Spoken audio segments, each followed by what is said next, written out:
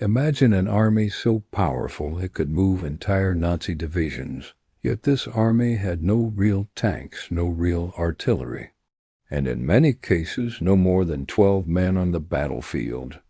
This is the unbelievable true story of the Ghost Army, America's secret World War II unit that defeated the Nazis using nothing but sound, paint, deception, and inflatable tanks. The year was 1944, and Europe was drowning in war. The Allied forces needed an advantage, something bold, something unexpected, something the enemy couldn't predict. America had weapons, soldiers, and machines, but what they didn't have was a way to mislead and manipulate the Nazi army on a massive scale. That's when the U.S. military created one of the most unusual units in the history of warfare, the 23rd Headquarters Special Troops, better known as the Ghost Army. This was not an ordinary combat force. It was a hand-picked group of artists, sound engineers, actors, designers, architects, and creative mindsmen who were trained not to destroy, but to deceive. The Ghost Army had only about 1,100 men, but they were equipped with the most unusual arsenal any army had ever seen: inflatable Sherman tanks, rubber artillery guns, fake airplanes and trucks, giant loudspeakers blasting fake troop movements, radio trickery to mimic whole divisions, and Hollywood-level camouflage and displays.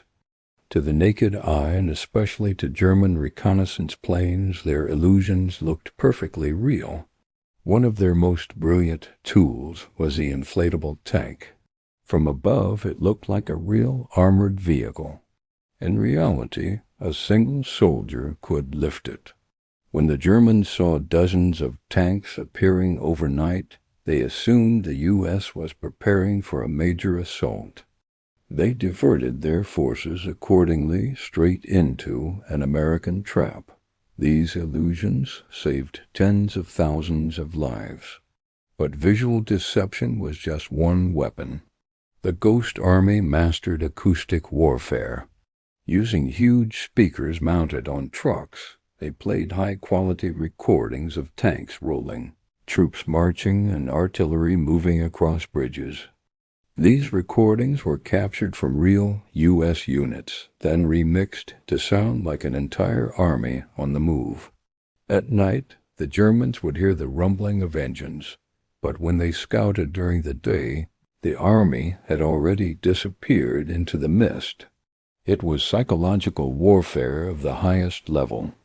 Many Ghost Army members later became famous in civilian life: fashion designer Bill Blass, painter Ellsworth Kelly, photographer Art Kane, artist Arthur Singer. But during the war, they used their talents to paint fake convoy shadows, create dummy camps, and design phony headquarters that fooled enemy spies.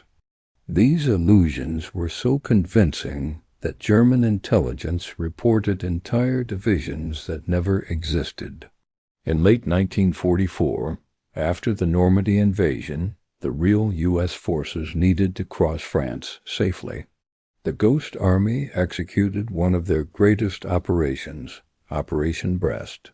They set up 200-plus inflatable tanks, multiple fake artillery positions, simulated radio traffic, fake generals driving around in jeeps, and loudspeaker illusions of soldiers digging trenches. This convinced the Nazis that a huge American force was preparing to attack from the north. Meanwhile, the real U.S. Army slipped quietly from the south, capturing key positions with almost no resistance. Tens of thousands of lives were spared. As the Allies pushed into Germany, the Ghost Army performed their most dangerous mission, Operation Brest, a massive deception to protect the crossing of the Rhine River. They pretended to be the 30th and 79th Infantry Divisions, falsely building up troops to convince the Germans that the attack was coming elsewhere.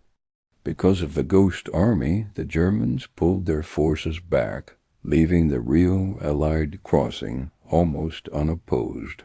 What they accomplished was nothing short of extraordinary.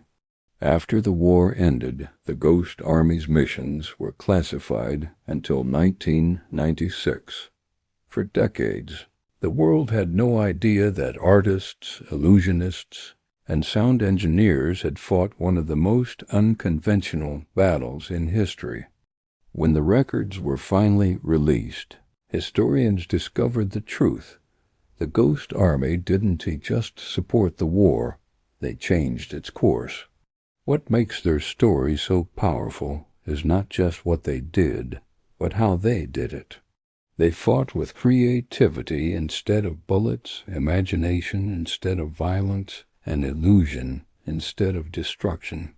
They were soldiers who carried art kits, sound machines, sketchbooks, fake tanks, and courage.